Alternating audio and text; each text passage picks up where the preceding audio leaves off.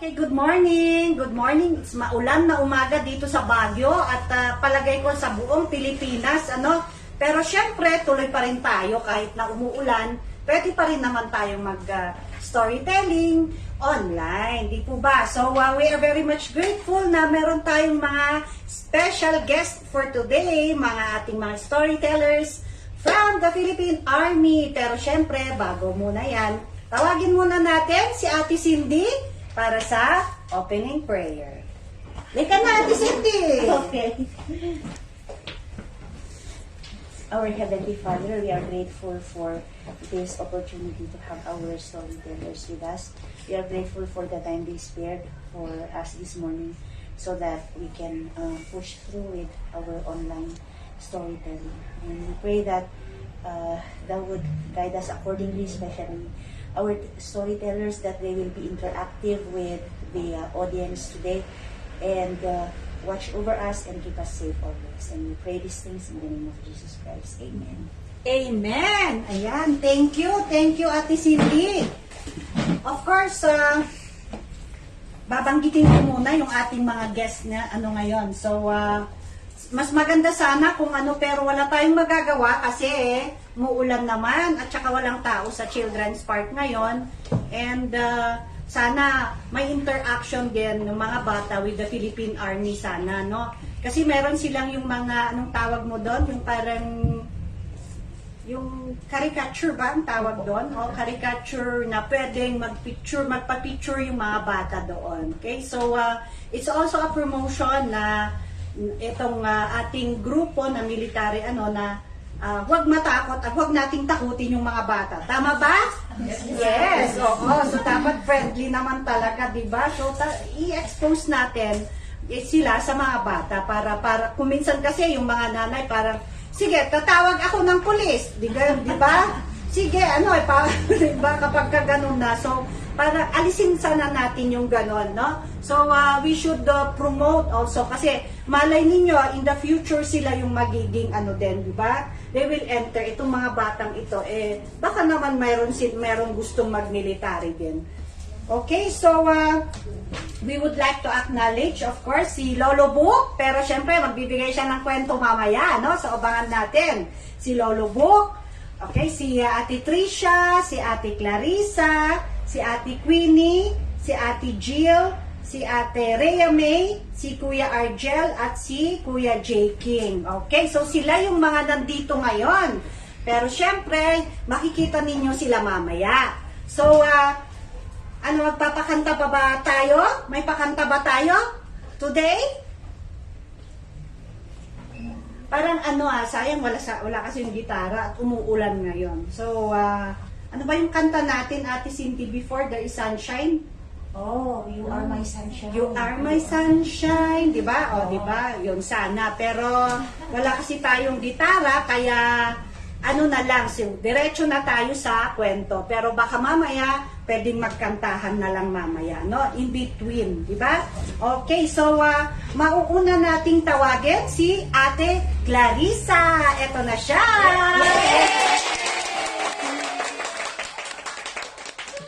Hello mga bata, ako pala si Ate Clarissa. Ang kwento ko ngayon ay ang pamilyang penguin.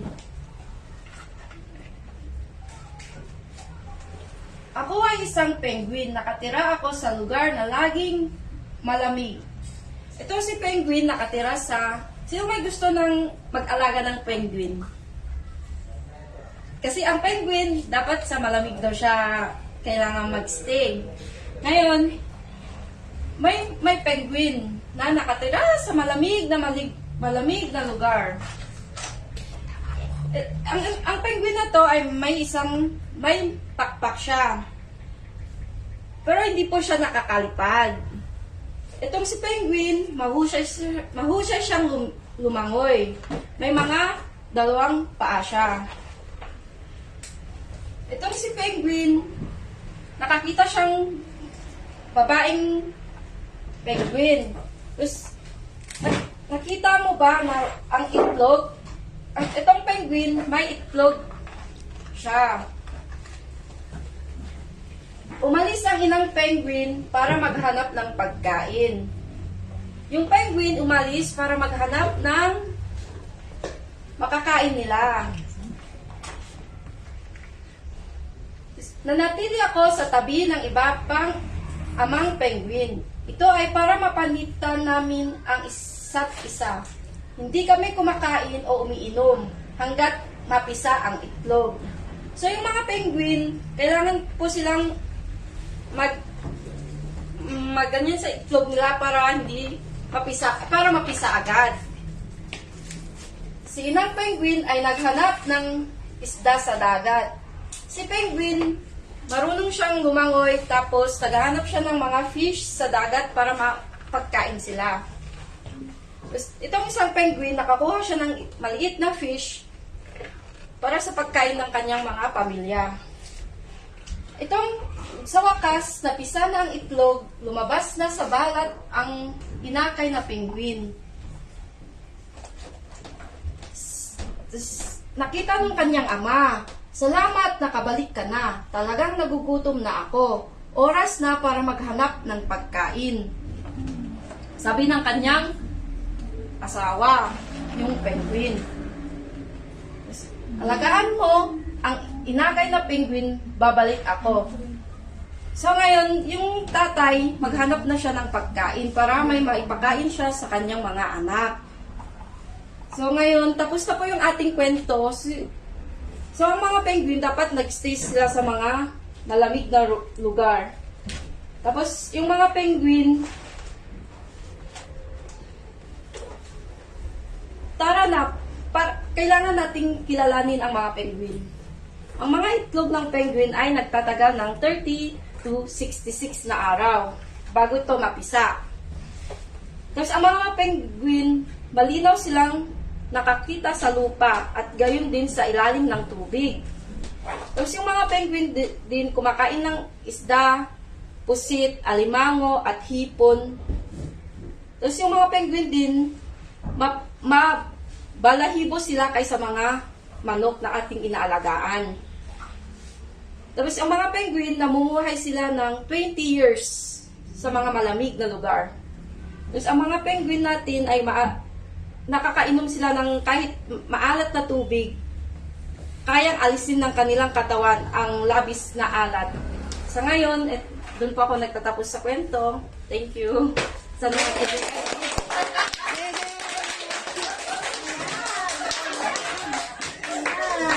Okay, so ngayon natuto tayo ngayon tungkol sa penguin. O, diba? So, ilang taon nabubuhay ang mga penguin? 20! Yes, 20, diba? O, yan, ano naman natin. Pero syempre, yung kwento, pinakita doon yung about sa pamilya, tungkol sa pamilya, diba? Si tatay penguin, si nanay penguin, at Si baby. si baby penguin. O, diba? Papasok si tatay penguin para mag-work. O, diba? Tapos si nanay, ang sabi niya, alagaan mo yung baby. Okay. So, sana nagustuhan ninyo. Pero alam ko, nagustuhan ninyo. At syempre, alam ko naman, natutunan ninyo. May natutunan tayo ngayon sa kwento ng mga penguin. Di po ba? Ngayon, tawagin naman natin yung susunod. Sino nang susunod? Si Ate Queenie. Ayan.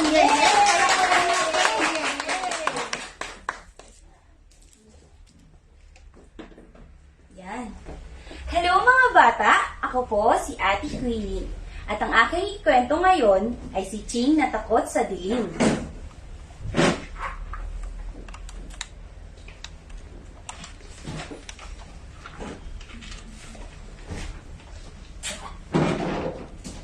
Isa si Ching ay takot sa dilim, na kapag gabi na, natatakot siyang lumabas sa dilim sa bakuran. Natatakot siyang pumasok sa mga gilid na walang ilaw. Hanggang sa pagtulog, gusto niyang nakasindi ang maliit na ilaw sa sulok ng kanyang mga silid. Sa isip ni Ching, baka may bumabang kapre mula sa taas ng malaking puno ng mangga sa madilim na bakuran. O may mga higanting galamay na sumunggab sa kanya sa loob ng mga dilim sa silid. Tinatakot kasi siya ng mga pinsan niya. Sabi nila, sa dilim lumilitaw ang mga maligno, mga multo, at iba pang nakakatakot na nilalang. Huwag kang lalabas ng bahay, Ching. Baka kunin ka ng tikbalang. Pananakot sa kanya ng Kuya John. Pag nag-umaga na, pagsilay ng umaga, ng liwanag, malakas na ulit ang loob ni Ching. Naniniwala siyang nalulusaw sa liwanag ang mga maligno at mga kampo nito. Nang dumating ang kaarawan ni Ching, niregaluhan siya ng kanyang Tito Ed ng isang maliit na lente na may kasamang 2 baterya. Tuwang-tuwa si Ching. Pagdating ng gabi, iwanasiwas niya ang liwanag ng lente sa dilim. Gumuguhit ang liwanag ng lente sa dilim sa bakuran. Inikot-ikot niya ang bilog na liwanag sa mga dingding ng silid. Kasama niya ang lente hanggang sa pagtulog.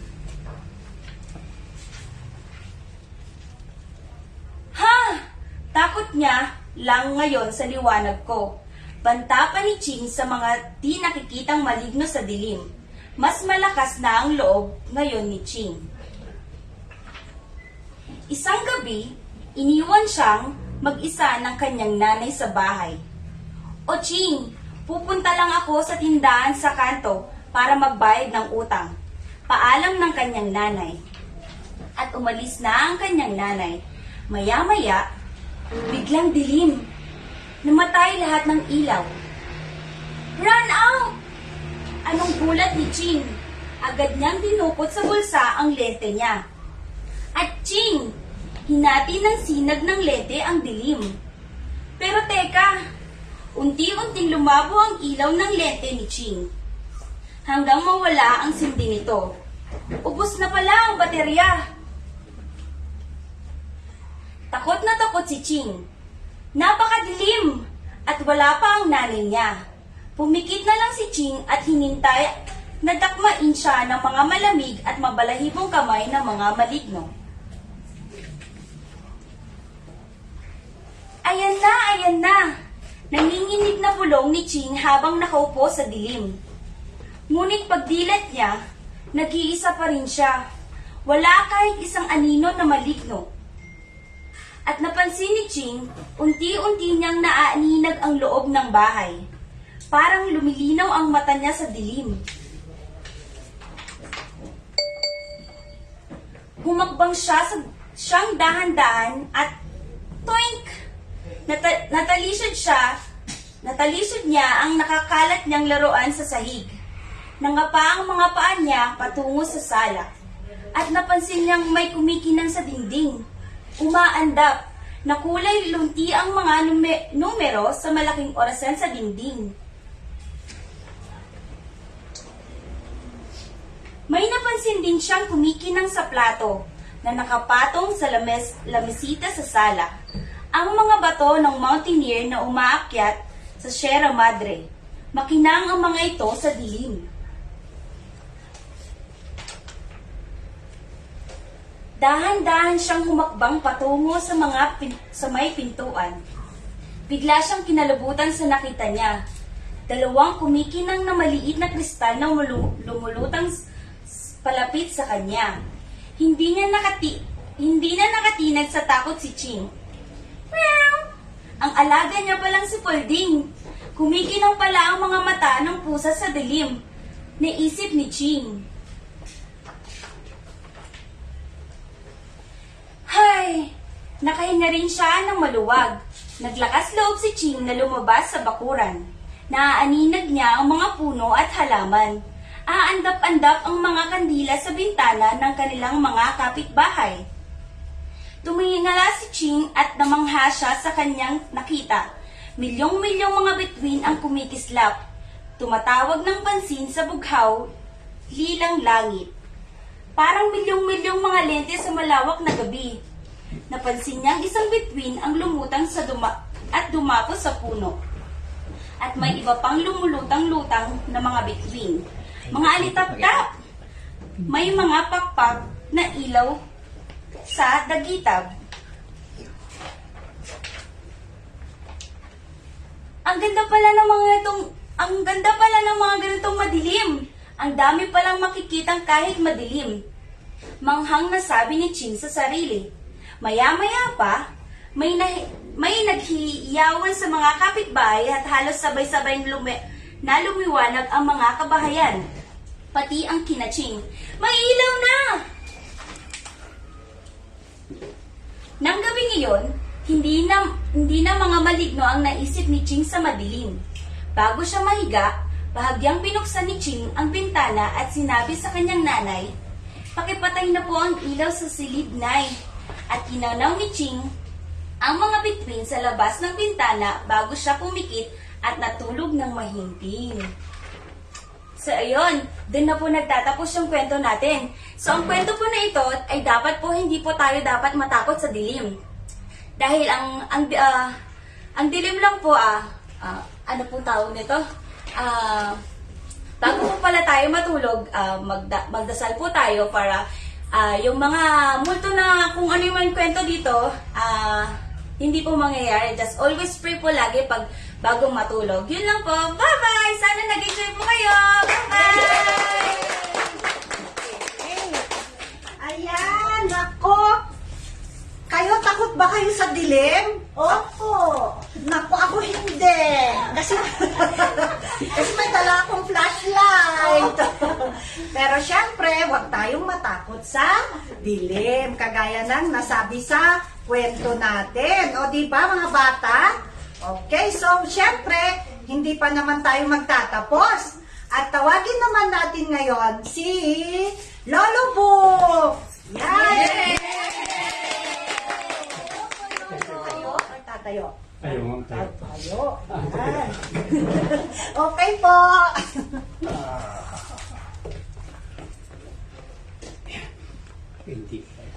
Hindi ko kayo makikita sa ulit.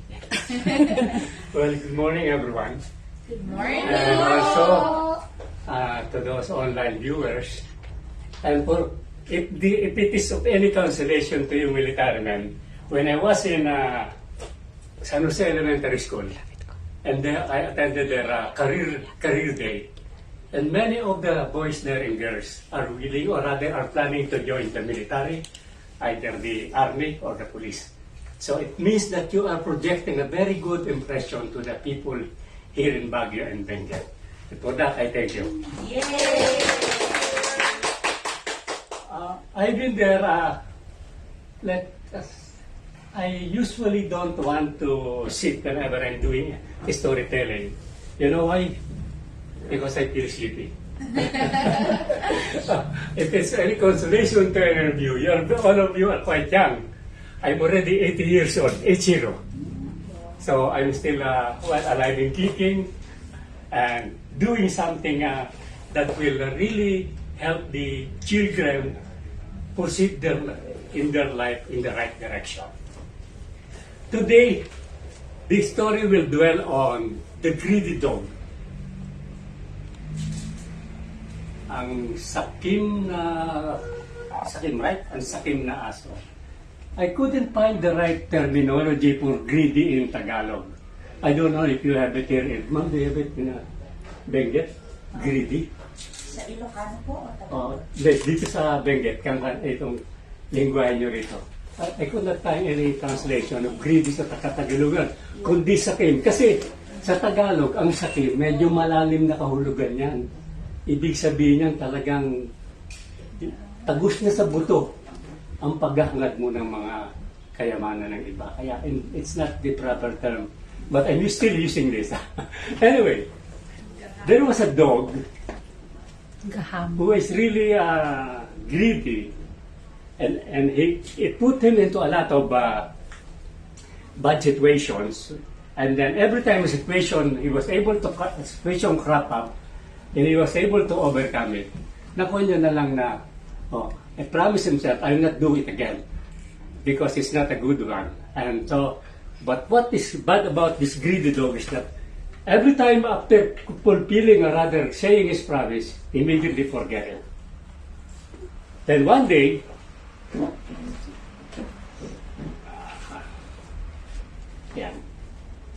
At the second time, magandang illustration ng aso na to.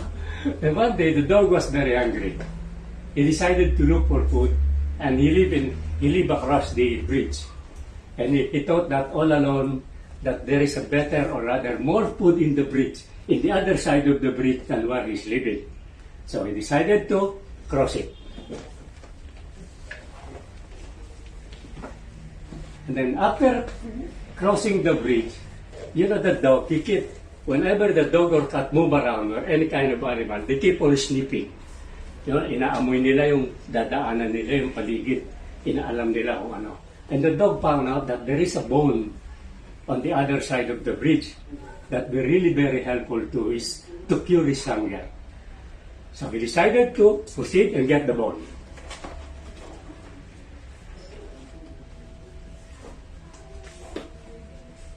Nung hawak-hawak niya, nakuha na ng aso yung bone, nilagay niya sa bibig niya. But since he is greedy, hindi pa rin satisfied to what happened. Ang ginawa niya, he still look around for something that will help him or rather get more or additional bone.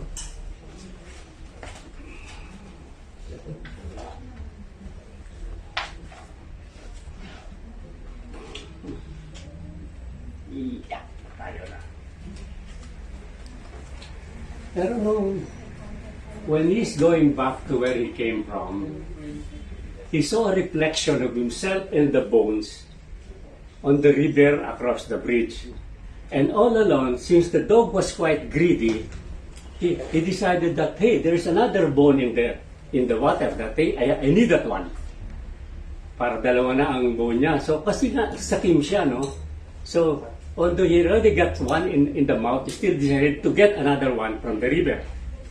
And so, he looked at the image on the river, yung anino niya, nakita niya na yung aso na to, tinitingin din sa kanya, not knowing that is his reflection. So, ang ginawa ng aso niya, he growled, alam mo ng aso, pag nagalit, he growled, and then, he decided to bark.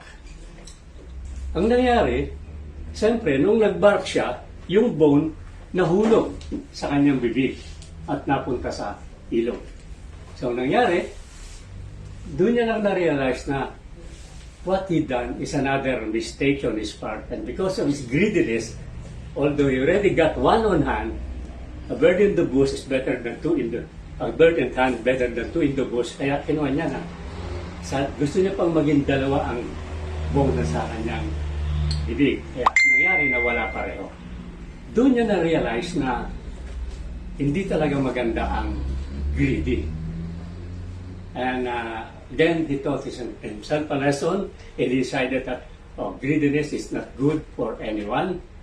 And so, for you, boys and girls, or online or whatever, even with us, we'll find out that greed is not a good thing. And we'll find a lot of greedy people in our country. Whatever, no, I'm only joking. But anyway, boys and girls, so hopefully next Saturday there will be a good weather and we'll be in the People's Park, rather in the in the children playground. And I'm going to tell you another story that you will learn and get a lesson in life. Thank you very much. Ayan. Ayan. Yay! Ayan, di ba? So ngayon naman, tungkol naman sa aso yung ating napag-aralan ngayon, di ba? So sino mahilig sa aso sa inyo? Ako rin. O, di ba? Ilan ang aso ninyo na alaga? Okay, ako 4. Iba-iba sila ng size. Meron akong petite. O, di ba? Okay, so thank you Lolo Book. At alam po naman natin na si Lolo Book ay talagang regular na po na bumupunta at nakikipag-join sa ating storytelling. Tingnan po ninyo ngayon kahit na umuulan sa hindi po maganda ang panahon, pero pumunta pa rin po siya dito para kwentuhan tayo. Kaya isang palakpak kay Lolo Book. Nako, salamat Lolo Book. Pero syempre hindi pa tayo tapos, di ba? Meron pa tayo, pero sana kakanta tayo. Ano bang action song ang pwede nating kantahin? No, di ba? Ano ba? tayo? May Toastmanies? O, di ba? Ano ba ang pwede nating kantahin? Okay, sige. So, titingin daw si ano. Pero, syempre, andito tayo sa children's section, ano? So, ito, o, di nakikita ninyo na marami tayong libro, kaya mga bata, o, di ba? Merong mga Tagalog, ito yung ating mga dalawang lingwahe ang ginamit. English at saka Tagalog. O, di ba? Ang mahiyaing manok. Ayan, di ba? Ayan. So, marami tayo. Siyempre, hindi rin naman tayo pahuhuli. Meron din tayo yung mga Disney. Yan. Okay?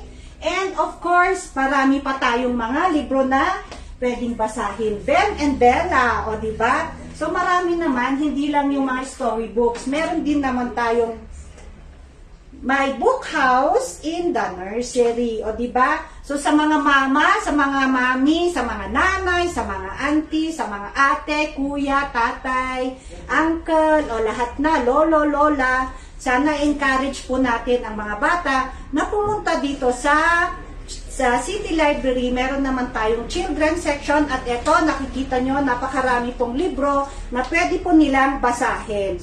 Tayo rin po, sana tulungan natin ang mga bata para naman po talaga namang matuto silang magbasa at makakatulong din naman po ito sa kanila. Okay, so tulungan natin sila kasi once hindi natin tinulungan, may struggle po pagdating po ng panahon pag sila ay talagang haharap na at talagang na sarili na nila. Okay po, so talagang makakatulong po yan sa kanilang pag-aaral. Okay, so encourage po natin, ano po, so habang naghahanap sila ng ng kanta na pwedeng pwedeng gawin or ano po, isayaw, ano po. So, ready na po po tayo? Hindi pa? Hindi pa po. Ayan, naghahanap pa po sila. Actually, sa ngayon, meron ding activity na nagaganap dito sa City Library, yung Makerspace, Pop-Up Makerspace. Kaya, inaanyayahan namin kayo, sana pumunta kayo kasi until 4 p.m. po ito. Okay? So, we encourage yung developing po ng creativity sa mga kabataan, like na-post naman po from 8 to 18 years old. So, sa mga bata, at saka sa mga kabataan. Okay, so nandito po ang Bibita, dinala po nila yung kanilang mga equipment para po maengganyo yung mga bata to create, no? To create something out of kung ano man yung equipment na dala po ng mga staff po ng Bibita. Okay, so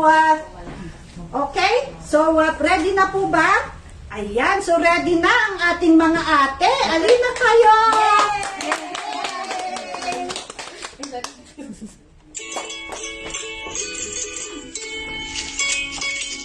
Morning mga bata!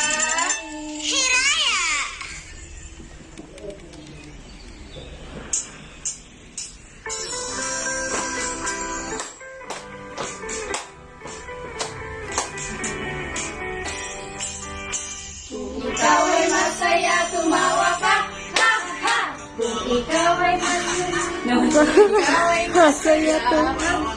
ha ha! Kung ikaw ay masaya, buhay mo ay sisigla. Kung ikaw ay masaya, tumawa ka, ha ha!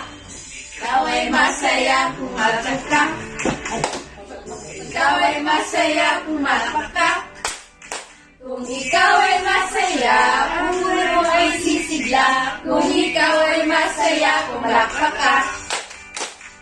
Kung ikaw ay masaya, pumadyak ka. Kung ikaw ay masaya, pumadyak ka. Kung ikaw ay masaya, buhay mo ay sisigla. Kung ikaw ay masaya, pumadyak ka. Kung ikaw ay masaya, lahat, ha ha. Kung ikaw ay masaya, gawin lahat, ha ha ha. Kung ikaw ay masaya, buhay mo ay sisigla. Kung ikaw ay masaya, gawin lahat, ha ha ha. Good morning! Ay sisigla. Kung ikaw ay masaya, gawin lahat, ha ha ha. Yay! Yay! O,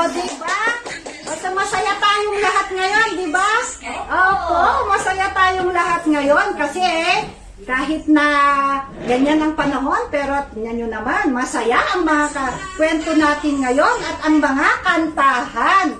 Kaya naman ituloy pa rin natin ang kwentuhan at tawagin naman natin si Ate Rhea May. Halika na! Yay!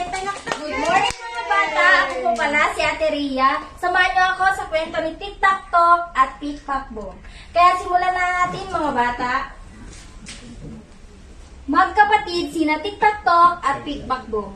Pero magkaiba ang ugali nila. Kaya madalas nag-aaway sila.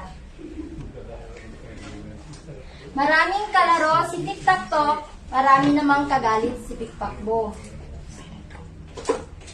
Marunong gumilang si TikTok Talk. 1, 2, 3. Sagot naman ni Pick-Pack Boom, ang tatay mong kalbo.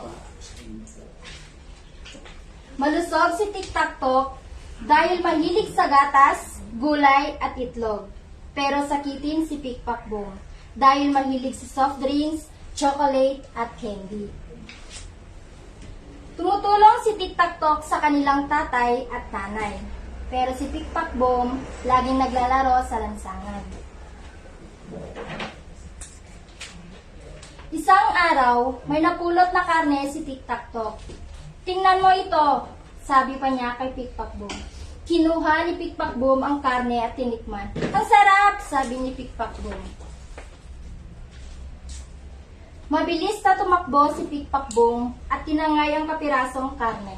Pahingi naman, sigaw ni TikTok Talk. Bigyan mo ako kahit konti, sumagot si Pick-Pack Boom.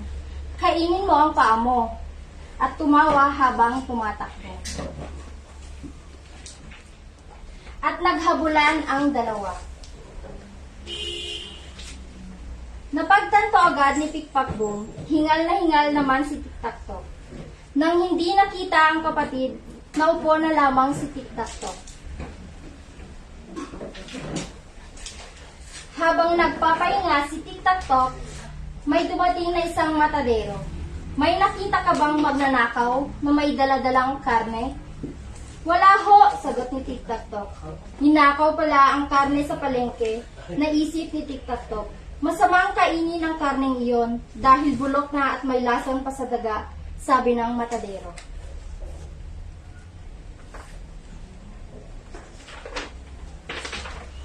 Tumakbo agad si TikTok Talk at sumigaw ng sumigaw, Pick-Pack Boom! Pick-Pack Boom! Huwag mong kainin ang karne, may lason pala yan.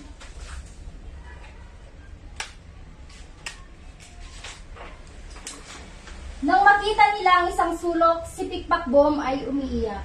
Aray ko po, ang sakit ng tiyan ko, sabi ni Pick-Pack Boom. Pinahiga agad ng matadero si Pick-Pack Boom. Diniinan niya ito sa tiyan hanggang magsuka ng magsuka. Pagkatapos, kumuha ng tubig si TikTok Talk at pinainom ang kapatid niya. Saka pa lamang nawala ang sakit ng tiyan nito. Mula noon, nagbago na si Pick-Pack Boom. Hindi na sila nag-aaway ng kanyang kapatid. Hindi na rin niya ito nilalamangan. Naging magkaibigan sila. At dyan lamang po nagtatapos ang kwento ni TikTok Talk at Pick-Pack Boom. Maraming salamat mga bata! Yay! Ayan, so isa na namang kwento, pero syempre tungkol sa aso. Pero, di ba, sinabi doon na merong mabait at hindi mabait, o di ba? So, anong gusto ninyo? Kayo yung mabait o kayo yung hindi mabait? Mabait! Siyempre, gusto natin yung mabait tayo. Kaya mga bata, dapat maging mabait tayo, di ba? Okay, so, maliban doon, siyempre, nakwento rin naman na dapat kahit na hindi mabait man yung ating kapatid o kaibigan, dapat na tulungan pa rin natin sila para idaan natin sila kung saan kung ano dapat ituro natin sa kanila, kung ano yung dapat na tamang gawin, di ba? Kung ano yung tamang gawain, di ba? O di ba doon sa kwento, naging huli, naging mabait na rin yung kapatid nung mabait na aso. So dalawa na silang mabait, o di ba? So hindi pa natapos, Kaya tawagin naman natin si Ate Trisha. Ayan na. Yay! Hello mga bata! Good morning sa inyo! Ako nga pala, si Ate Trisha, at kukwentuhan ko kayo ng buhay ni Digong Dilaw. Si Digong ay isang batang labis na aakit sa kulay dilaw. Isang araw, nagkaroon siya ng kapangyarihan. Lahat ng nahawakan niya ay naging dilaw. Maging masaya kaya siya sa paligid na iisa ang kulay? Tara, alamin natin ang kwento ni Digong Dilaw. Ayan. Gustong-gusto ni Digong ang kulay na dilaw. Pagpasok niya sa paaralan, dilaw ang kulay ng kanyang damit. Dilaw ang kulay ng kanyang bag at iba pang gamit. Dilaw rin ang paboritong pagkain ni Digong. Gusto niya ang saging, mangga, papaya, kasoy at iba pang dilaw na prutas. Gusto din niya ng uminom ng katas ng kalamansi. Pero ayaw niya ng berdeng gulay. Madalas nagagalit ang kanyang nanay dahil ayaw kumain ni Go ng pagkain kundi kulay dilaw. Hayaan mo na, sabi ng kanyang ama. Pampalusog naman ng mata ang dilaw na pagkain. Pero masama rin ang puro dilaw na pagkain. Sabi ng kanyang ina, kailangan din ng katawan ng ibang kulay ng pagkain, gaya ng berdeng gulay. Bago matulog, nag-aral muna si Digo. Tinulungan siya ng kanyang ina sa pag-aaral. Tinulungan siya ng kanyang ina sa pagbabasa ng libro. Dilaw ang kulay ng takip ng libro ni Digo. Pati ang kulay ng silid ni Digo ay dilaw. Dilaw ang kulay ng dingding, pinto at mesita. Dilaw ang kulay ng kanyang kama, kumot, punda ng unan. Dilaw rin ang kulay ng kanyang pajama at tsinelas. Isang araw, nagising si Digo na iba ang pakiramdam. Nagulat siya dahil dilaw ang kanyang mga kamay at paa. Dali-dali siyang pumangon at humarap sa salamin. Nakita niyang dilaw ang kanyang buong muka. Dilaw ang kanyang buhok, pilik mata at kilay. Umiyak nang lumabas sa kanyang silid si Digo. Nanay! Tatay! Tinawag niya ang kanyang ina at ama. Nagulat ang kanyang ina at ama nang makitang kulay ng Digo. Yumakap si Digo sa kanyang ina. Biglang, naging dilaw ang kanyang ina. Yumakap din siya sa kanyang ama. Biglang, naging dilaw ang kanyang ama. Nahinto ang pag-iyak ni Digo. Natawa siya. Makitang kulay, dilaw rin ang kanyang mga magulang.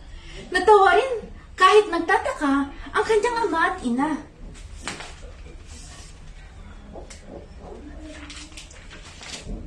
Tumakbo sa loob ng bahay si Digo.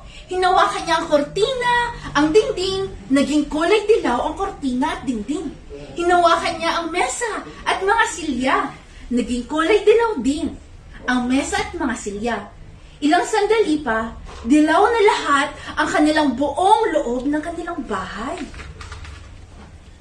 Lumabas ng bahay si Digo. Hinawakan niya ang mga bulaklak at halaman.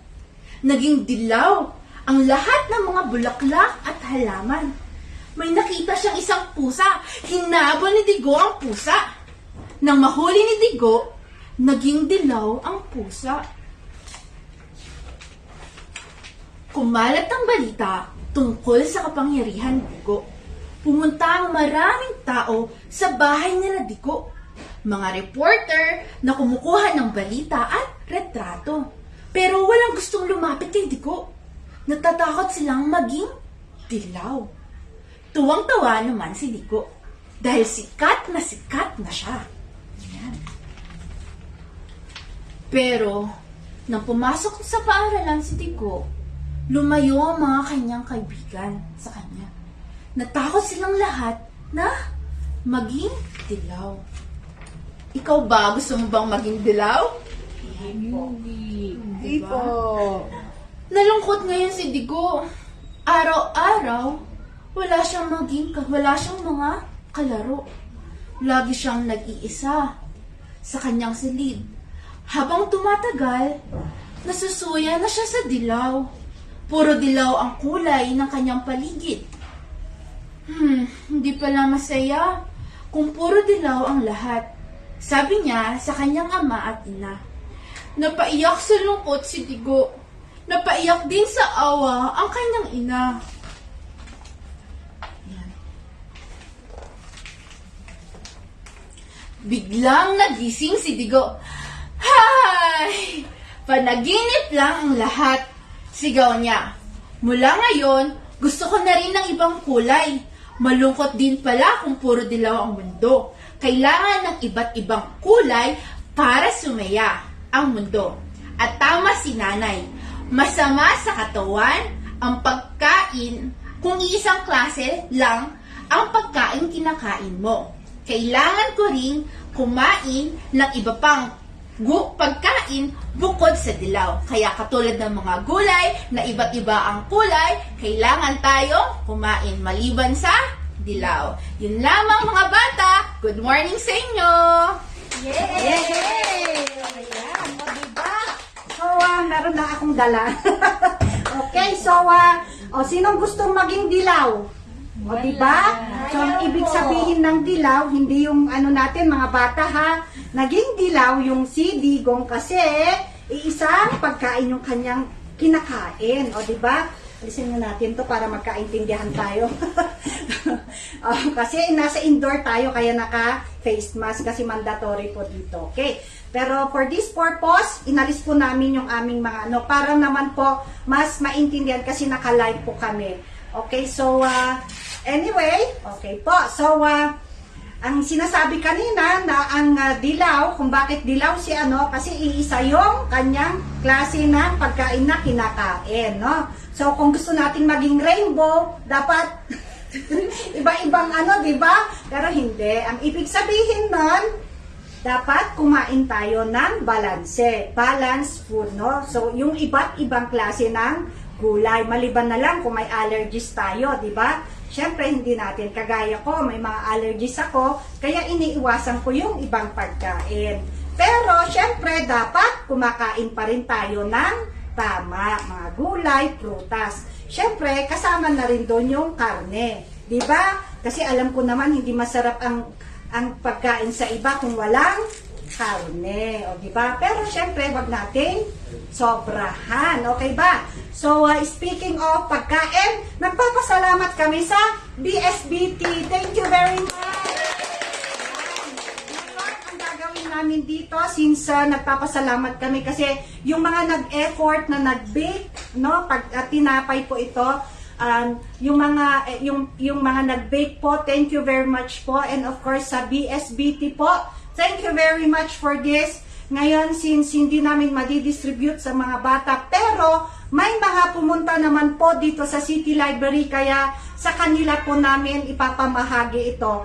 And sabi ko nga kanina, ongoing yung makerspace namin dito, so may mga estudyanteng tumulong, so pati na rin po sila, ibibigyan po namin nito. So, hindi po dapat magtagal ito kasi, syempre, po ito, tinapay, so kailangan makonsume po. So, talaga naman pong ipapamigay po namin sa araw na ito. Once again, thank you very much, BSBT, sa pagbigay po ninyo ng pagsuporta sa programang ito. Okay po, so, magtatapos na po kami at syempre, magpapasalamat kami sa mga ate. Yehey! Bagyo ng Philippine Army. Tama po ba? Yes, Tama ba yung nasabi ko? Baka. Okay, so thank you very much mga ate at kuya. Sana hindi ito yung huling pagkakataon na makasama namin kayo sa Children's Park para naman po may po tayo sa mga bata.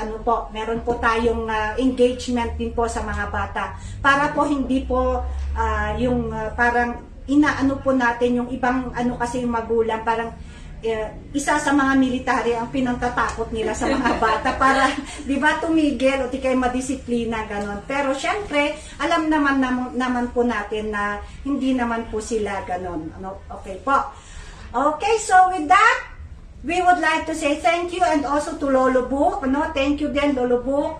Umalis na rin po siya kasi po, sabi niya, kailangan na rin niya maglakad-lakad at syempre, pauwi na rin siya kasi baka biglang lumakas ang ulan. Okay? So, thank you once again at sana sa susunod na Saturday, mas maganda ang panahon para naman po doon tayo sa Children's Park. Pero, kung sakaling maulan pa rin, dito pa rin po tayo at gagawin din po nating live. Okay? So, marami tayong mga guests na mag-ikwento. So, sana abangan ninyo at sana pasyalan ninyo ang City Library. Open po kami Monday to Saturday from 8 a.m. to 5 p.m. Okay po? So, gaya na ng sabi ko kanina, marami tayong mga libro dito, no? Pwede naman pong mahiram yung mga iba o kaganyan, may mga Bible stories din naman po kami. Okay po? So, with that, we would like to say thank you and see you again next Saturday. Bye-bye!